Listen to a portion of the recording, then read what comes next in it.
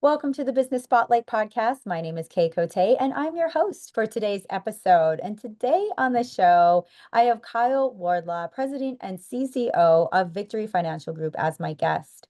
We're going to be learning about his business, his journey to business ownership, best practices, and challenges that he may have faced to give you that inside look to what it's like to build and operate a business. Well, welcome, Kyle. So great to meet you. Thanks for being on the show today.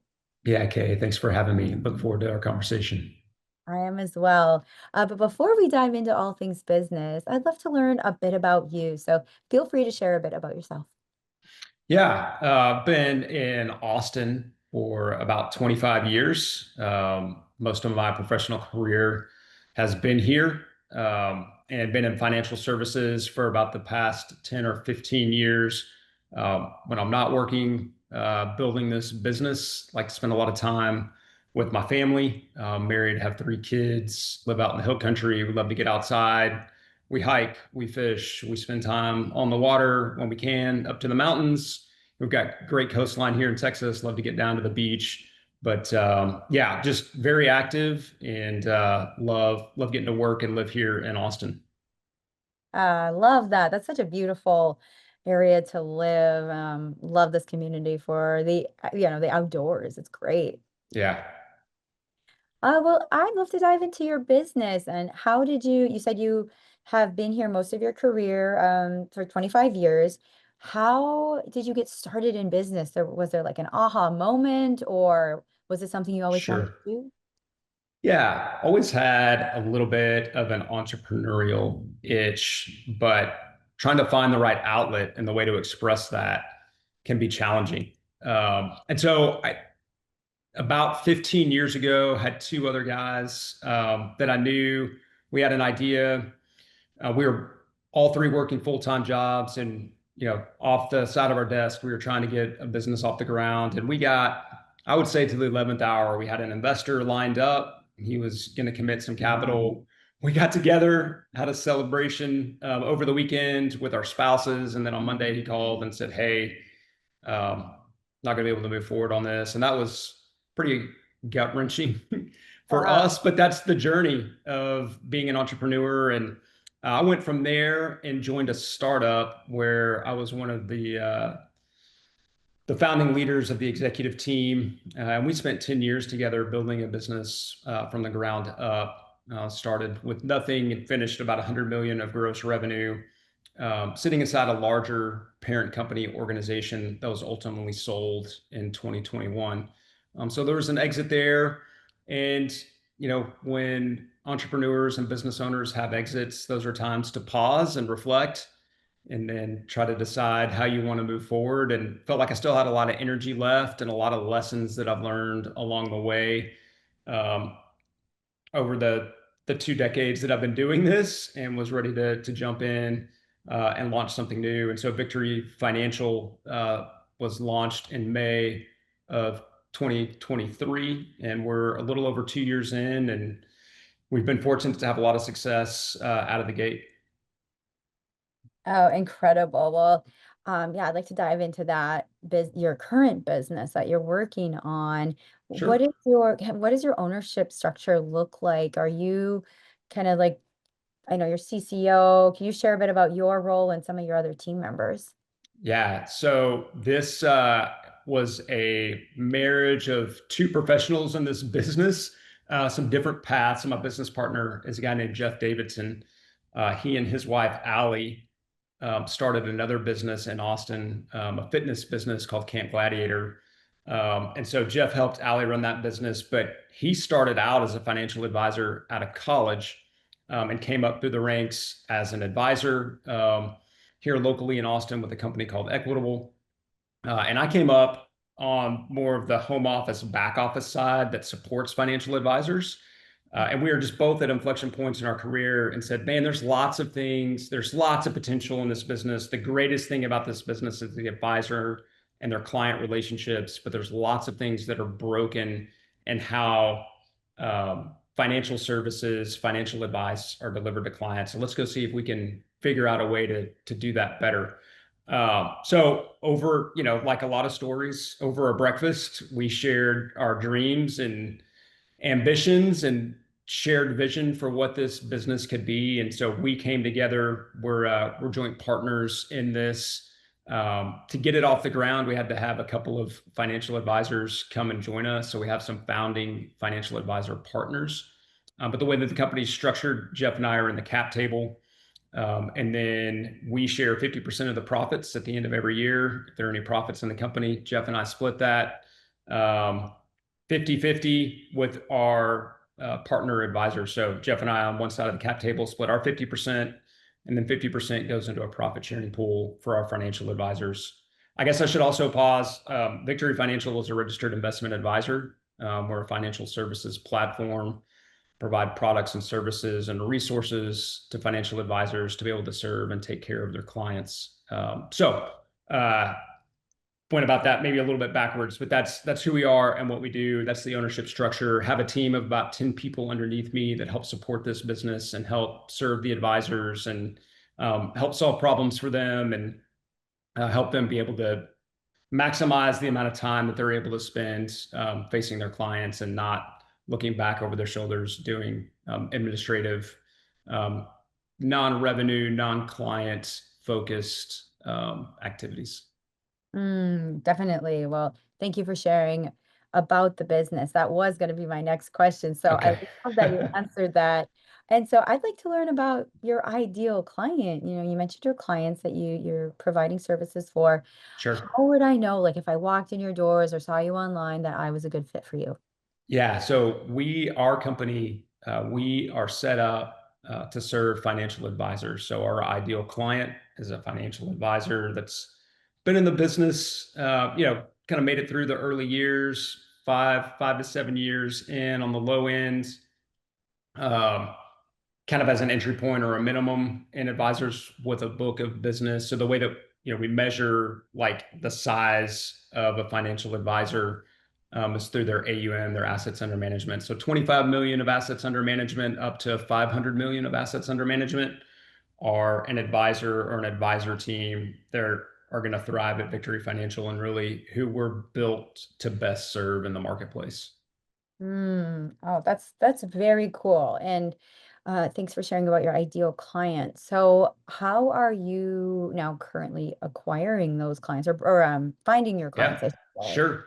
Yeah, I mean, recruiting is the lifeblood of this business. Bringing in new advisors is how we're generating revenue and keeping things flowing. And so, recruiting trumps everything. And that's what Jeff and I. That's the beauty of having a great team that you know and trust underneath you that can handle the day-to-day operating in the business. That frees Jeff and I up strategically to focus on recruiting. How we're finding those. We've been in this business for a long time. So fortunately, we have a lot of great relationships. So you leverage referrals and your natural network. That's where you start. Out of that, there's a compounding effect. You bring in one advisor, maybe they know one or two other advisors that would really resonate with our story. So they make introductions. As we work out just our natural network, we've engaged with platform partners that we work with. So there are different vendors and solutions that we partner with to help deliver capabilities to advisors. They're interacting with advisors that we don't touch every day. So we try to get in front of them, tell our story. Hey, if you're coming across advisors that are looking for a change or something different, keep us in mind. And then we have a few third-party engagements with individuals that are keeping an eye out, understand our unique value proposition and the type of advisor that we're looking for that I mentioned earlier. And so they're a lead generation referral source for us as well.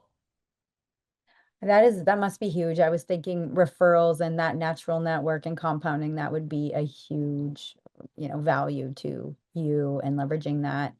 And so have you run into any challenges I love to share the transparent view of Yeah, absolutely. his work, but yeah, have you ran into any challenges in finding those new clients? And if so, how are you working to resolve those? Yeah, so specific to our business, if an advisor is to a point where they're looking at making a change in the who they partner with to be able to take care of their clients, they're asking themselves, do I just swap my existing platform out for another one, or do I go and start my own platform like what we did at Victory? So um, that's probably the biggest challenge that we face in our recruiting is helping advisors navigate. Does it make sense to go and do my own thing or snap into a platform like Victory? The benefit at Victory is that we provide a lot of economies of scale. So when you pull your resources together, you get greater attention, better pricing with vendors and partners that are out there. And then you're not alone. You get to share ideas with other people that are in the business. Maybe someone else has expertise in an area that you don't. You can lean on them and leverage them. Um, but you know, we'll most of the time, if we're going to lose a deal, it's because an advisor took a look at us, they liked it, but they're like, you know what? At the end of the day, I still feel like I need to go and do my own thing. And even at that point, we've learned a lot, and we'd rather engage with them in a consulting role and just say, hey, we'll help you share some of the things that we've learned, some of the mistakes that we've made on the way to help you get set up. We all, as much as we want to build a growing and thriving business, we also want to be good citizens in our industry as well. I think that's a golden nugget that so many industries can look at as there's sometimes a different value add or something, like you said, like just being like a good citizen to your industry. So with that being said too, do you offer consulting as a service, or is that more just a like cohort or person to person give? Yeah.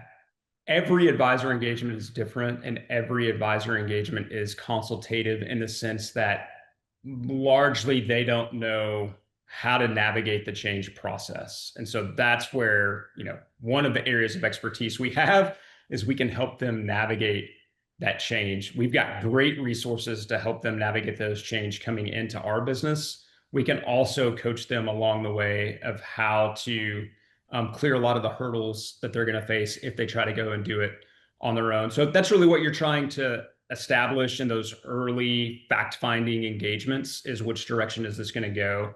But we don't charge a fee for consulting at all. Again, it just kind of goes back to that. At the end of the day, I'm more about the advisor finding the right place for them to be able to take care of their clients than I am about acquiring an advisor. So it's not cutthroat, like you got to come to us. There's no other option. That's our preference. That's where we always start. But at the end of the day, they really need to feel confident that they're going to be able to take care of their client. Definitely. And with that also leads me into my next question, which is looking at your company growth and where Sure. where do you see the company going in, say, the next 3 to 5 years?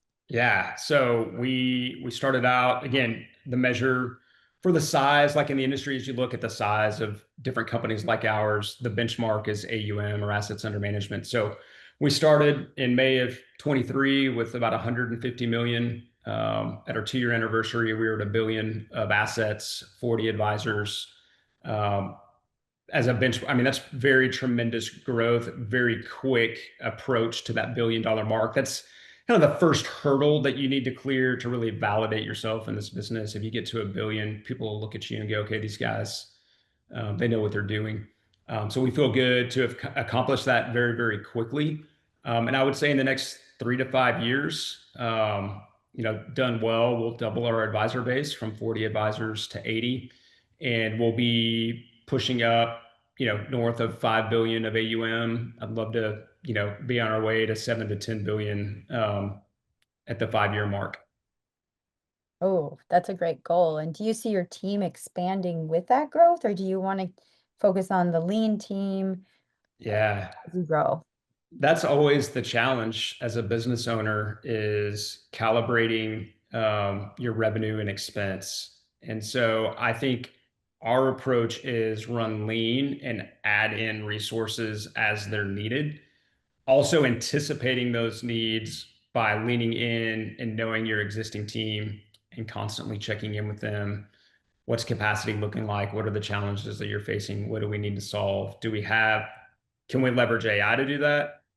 Can we leverage other vendors and third parties to do that? Can we outsource that work, or do we need at a fraction of the cost, or do we need to bring that in-house? So I would say our preference as a profit sharing, kind of profit driven company, we're going to always try to run on the lean side, but we don't want to overextend any of our resources, right? You overextend your team, they get burned out, they leave. That puts you in a worse position.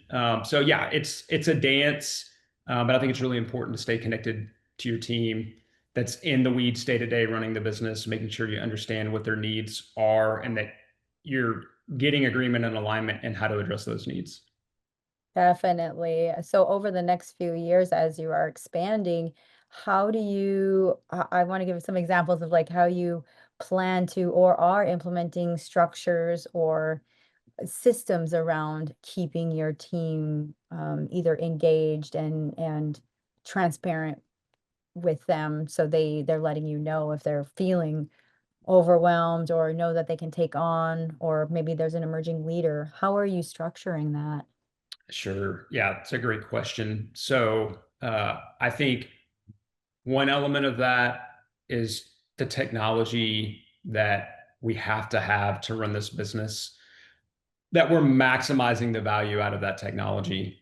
So continuing to press on our tech partners, asking them for more, making sure that we're maximizing the value of those tools and resources. Um, I think that sometimes there's a gap. A lot of these tools can do far more than you're aware of, and so continuing to have that awareness, and then just talking to other um, vendors and relationships in the industry and staying sharp on what they're doing and how they're evolving. There's great publications that are out there.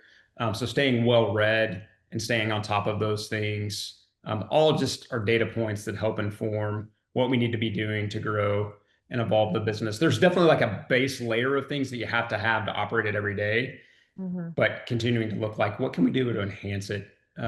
Is there something that we're missing and that we can do better? So yeah, I think just having our finger on the pulse of what's going on in the industry, leveraging the tools and resources that we have, and then just making sure that we're connected in to the community in the industry. There's roundtables that I go to, so I'm rubbing shoulders with other executive leaders and companies similar to mine, learning best practices and what they're doing. And that's the great thing about this business and this industry in particular. When I talked Mhm. about being a good citizen, it's real easy to do that because there is this general sense of collaboration within the industry, and not like, hey, we're going to hold our cards close to our chest and um, not help each other out. So I've found that that's been a great part of being a business leader in this business. That's such a cool thing to hear too, that there is that camaraderie amongst the different firms or in the industry. I think like seeing that in the world as we shift in business, Yeah, see, and I see it in a few different industries as well. So it's nice to see that as opposed to the more dog eat dog sure. world. Yeah. This, at the end of the day, this is still, I know our world is changing with technology and AI and the speed at which information is delivered, but the financial services industry largely is still a very relationship heavy driven business. It's very much still a handshake business. And I love people. I love getting to know people and their stories. And so, like I said, every advisor engagement's different. Every advisor engagement, they have different hopes and dreams and things that they're trying to accomplish. And I love drilling down and getting to know them at the individual level, and then trying to piece together their ways that we can help them accomplish what they're looking to do in their own individual businesses. Definitely. I do want to back up. You said something that really struck me that I want to dive into. Sure. You mentioned a gap. I think you were referring to like that talking and staying sharp with your or the technology, your tech partner. So staying on top of things with them. Can you go in a little deeper on what some of those gaps currently are that you're facing? Yeah. I think again, it just comes down to there are so many needs that are in our business, and sometimes um, people can set out to be all things to all people, and they miss just like being knowing who they are, who they serve, and what they're really, really good at. And so some of these tools and resources that are out there, there's just so many components to it that have been bolted on or added on because an advisor said, hey, I need this, or this is important to me. Um, that's just hard to stay on top of all of that. So unless you're a squeaky wheel and you're asking and you have good relationships with your vendors and your partners and you're asking them, like, what are we missing? What aren't we leveraging? What else do we need to be aware of? Um, how can we better serve our advisors so they can better serve their clients? I think everybody's aligned on approaching those outcomes, but we can get mired down and just bogged down in the details of the business sometimes. And so just lifting my team out of that, getting them to ask those questions, and then getting the teams that serve us at those vendors to kind of lift their head up and go, oh, okay, like here's some strategic level things that maybe we need to be thinking about or addressing. Definitely. Well, thanks for clarifying that. And looking at your role in this, how many hours would you say you're working on the business versus in the business? Like these are kind of on the business things. Is that taking up majority of your time or how is that balanced? Yeah, I would say my first probably 18 months were really in the business. And as the team has been built out, as I've been able to hand off more to the team and get them confident to run, I've been able to work more on the business. That's freed me up and my business partner, Jeff, up to stay focused on the more strategic things and fly at a higher altitude, thinking about, the advisor mix and what is that right advisor and how do we find that next advisor that needs to hear our story. So I'd say um, probably 85% of my week is spent working on the business. 15% is spent working in the business at a more tactical level with our team. Okay, cool. That's really good to know too, because I know that can be a lot of, like you said, there's a lot of moving parts. Sure. I Uh, think, at least for me personally, one of the challenges I have faced in this business is feeling comfortable handing off the things that I was instrumental in building and getting off of the ground and trusting other people, handing that over to them and letting them run with that. But when you have great people, capable people, people that are aligned on the mission and understand the direction that the company's trying to go, that makes that a lot easier. So that's an area that I've had to grow personally, is just letting go a lot of that so that I can spend more time focusing on those strategic level things and the direction of the business. Definitely. Another golden nugget for sure, because that's, I think, where a lot of leaders find themselves is how do I let go of Sure. built and trust it in the hands of someone? Yeah. Absolutely. It's hard. It's hard to let go, especially when it's yours, right? It feels so personal. It's easy to convince yourself that you're the only one that can do it right or the only one that knows how to do it. But those are huge barriers to being able to grow and evolve as a business. If you're the logjam, right? If all the IP exists in your head, that's problematic for the business. Ideally, if something was to happen to me, something was to happen to Jeff, there's continuity in the business. The business is going to continue. We have competent leaders alongside us that can continue being able to serve our client base. Definitely. Well, I'd love to hear that. This has been such a fun conversation to learn about you and your business. And now I want to dive into our rapid fire questions. Okay, All right, I'm going to be asking you four questions and just feel free to answer very top of mind. sure. And yeah, all right, we'll rock and roll. Question number one is, what is a key to success for you? I think it is, I'm just going to go back to what I just said, getting out of the day to day in the business stuff, handing that off to the team, allowing myself to work on the business at that strategic level. Definitely. Number two is, what is a piece of advice you have for other business owners? Be really clear on your mission, your vision, and your values. That you can articulate very clearly and concisely who you are, why you exist, and what value you deliver. And don't try to be all things to all people. Mm, Identify a need, drill down, focus, solve that need, and solve it really, really well and be the best at what you do. yes, 100%. Number three is it could be a book, a podcast, an article, just any piece of content that has stood out to you recently. Yeah, I'm reading a book called Emotionally Healthy Relationships by Pete Scazzaro. And he talks about the importance of having healthy or realistic expectations and what some of the categories are for that. A lot of times, the pressure points or tension points that you experience in personal relationships or professional relationships are due to just misaligned or um, unspoken expectations. And so that's been really, really helpful to create a new construct in terms of navigating relationships, again, both personally and professionally. I wrote that one down. I think I want to check that one out for sure. It's good. That's huge. And the final question is, if you could wave a magic wand and rapidly improve one aspect of your business, what would it be? I think it would be our sales process. The sales process and converting a financial advice, it's a long process. So if I could wave a magic wand, I would speed that up from 4 to 6 months to like 2 to 3. Okay. 4 to 6 is the average now. It is, yeah. There's just the longer or the bigger the book, the more complex the book of business, the more complexity there is and navigating the change. But yeah, I would love to speed up the close and the sales process for sure.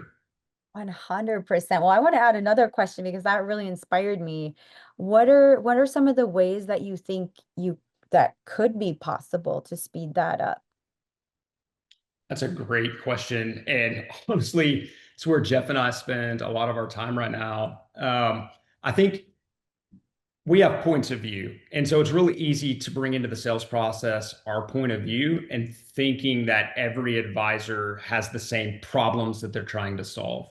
I think and I think this isn't just unique to our business, but if we slowed down and took a little bit more time to understand the acute pain points and problems that the advisor is facing, and then really getting laser focused on helping solve those problems, that could help move things along where there's not full clarity around the value proposition or how this benefits them. That's going to keep things stalled out. And so you're constantly going back and trying to reiterate or reestablish or reconnect your value proposition. And so I think we need to slow down and do a little better job fact finding on the front end, so that we can be laser focused on addressing those issues through the sales process and helping solve those pain points much more quickly, because we're aware of them more fully at the beginning. That's powerful. I'm glad I got that extra question in because that really shed a lot of light on what you're working towards. And so this has been such a great conversation. As I said, before we have our final question for today, how can folks get connected with you and your business online? Yeah. So the easiest way is LinkedIn. We've got a Victory Financial Group page on LinkedIn. I'm on LinkedIn as well. We post a lot of content just about the industry with our points of view. And then our website, victoryfinancialgroup.com, is also a great way to learn more about our business and how we're working to support financial advisors. Wonderful. Well, thank you so much, Kyle. For our final question today, what is most inspiring to you today? Most inspiring. Um, Man, top of mind, right? I think I love living in Texas. I love being a Texan. You can hear it in my accent.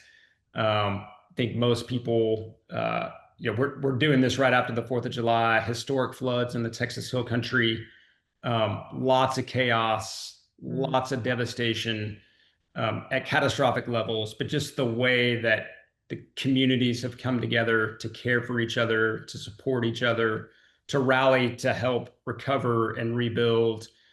Just seeing that is a breath of fresh air. I think things sometimes can feel very divisive in culture today. And so when you have events, as even though it was tragic, like that, that just kind of remind people like we're all human, and we come together. And when we come together, we can achieve great things. That is so true. I completely agree with you. I've seen so much community support in this time from everything from even like our grocery stores doing, Yeah. add a few dollars, add as much as you want to your grocery bill that goes to support the relief, which I think is huge. Yeah, absolutely. Well, thank you so much for this very inspiring conversation. I think it's going to be a hit for our listeners. And if you're watching or listening to this right now, listen to this a couple times through because there's so many good nuggets of information here that can help support your business growth. So again, thank you, Kyle, for this conversation. You got it, Kay. Thanks for the invitation. I really enjoyed it.